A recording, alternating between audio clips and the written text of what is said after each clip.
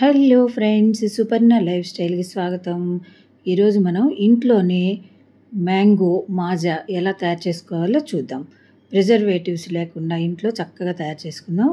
మనకి ఈ సీజన్లో దొరికే మంచి మామిడి పండ్లను రెండు తెచ్చుకున్నాం. ఒక పచ్చి మామిడికాయ, నిమ్మకాయ, ఒక కప్పు పంచదార, ఒక కప్పు వాటర్ సరిపోతుంది తయారు చేసుకోవడానికి. మామిడికాయలని తీసుకురాగానే తొడిమ గిల్లేసి వాటర్లో వేసి ఉంచండి.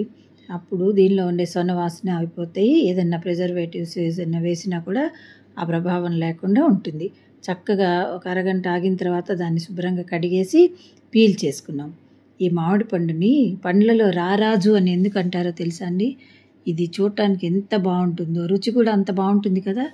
అంతేకాకుండా ఇందులో విటమిన్ సి, ఏ, B6, కే, ప్రోటీను, అలాగే ఫైబరు, ఫోలిక్ యాసిడ్, పొటాషియం ఇవన్నీ ఉంటాయి.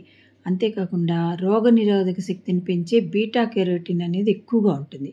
అందుకే మనం ఈ సీజన్లో దొరికినప్పుడల్లా తింటూ ఉండాలి. ఇది కొలెస్ట్రాల్ని కూడా తగ్గిస్తుంది కాబట్టి ఎక్కువగా కూడా తినచ్చు దీన్ని. ఇలా అన్ని ముక్కలు కట్ చేసేసుకొని పచ్చి మామిడికాయని కూడా అలాగే ముక్కలు కట్ చేసుకుందాం. ఈ మామిడి పండ్లను ఎక్కువగా తీసుకోవటం వల్ల పంటి నొప్పి, చిగుళ్ళ సమస్యలు రాకుండా ఉంటాయి. చిగుళ్ళు రక్తం కారకుండా ఉంటాయి. అలాగే మంచి బ్యాక్టీరియాని నోట్లో ఉండేటట్లు చేస్తుంది. అలాగే అజీర్ణ సమస్యలు లేకుండా చూస్తుంది. జీర్ణ వ్యవస్థని బాగుపరుస్తుంది.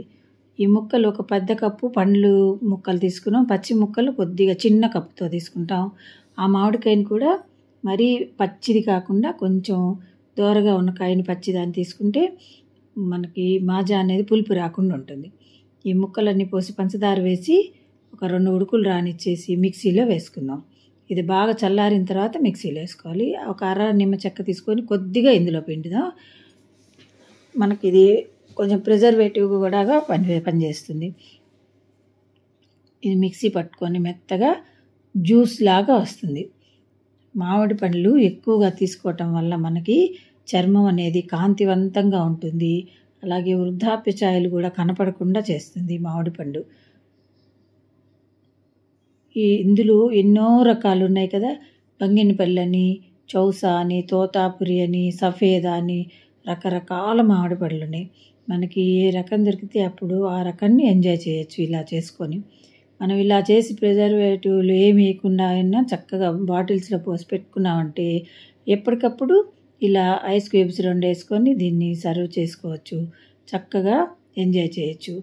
ఇదే పెద్దవాళ్ళు కానీ, ఫ్రెండ్స్ కానీ ఎవరైనా అతిథులు వచ్చినప్పుడు ఇది కనుక చక్కగా ఇలా ఇచ్చామనుకుంటే వాళ్ళు హ్యాపీ, మనం హ్యాపీ కదా. ఇంతకన్నా అతిథి సత్కారం ఏముంటుంది చెప్పండి. మనం చక్కగా ఐస్ క్యూబ్స్ బాగా కలుపుకొని తీసుకుందాం. అలాగే చిన్నపిల్లలకి ఇచ్చేటప్పుడు మనం ఐస్ క్యూబ్స్ ఎక్కువ వేయకుండా వాళ్ళకి కొన్ని రకాల బాటిల్స్ స్పెషల్గా ఉంటాయి కదా, ఇలాంటివి బాటిల్లో పోసిస్తే వాళ్ళు కూడా ఎంజాయ్ చేస్తారు. ఓకేనా ఫ్రెండ్స్, నచ్చిందా? ఈ వీడియో నచ్చితే లైక్ చేయండి, కామెంట్ చేయండి, సబ్స్క్రైబ్ తప్పకుండా చేయండి. అలాగే షేర్ చేయటం మర్చిపోవద్దు. Thank you for watching.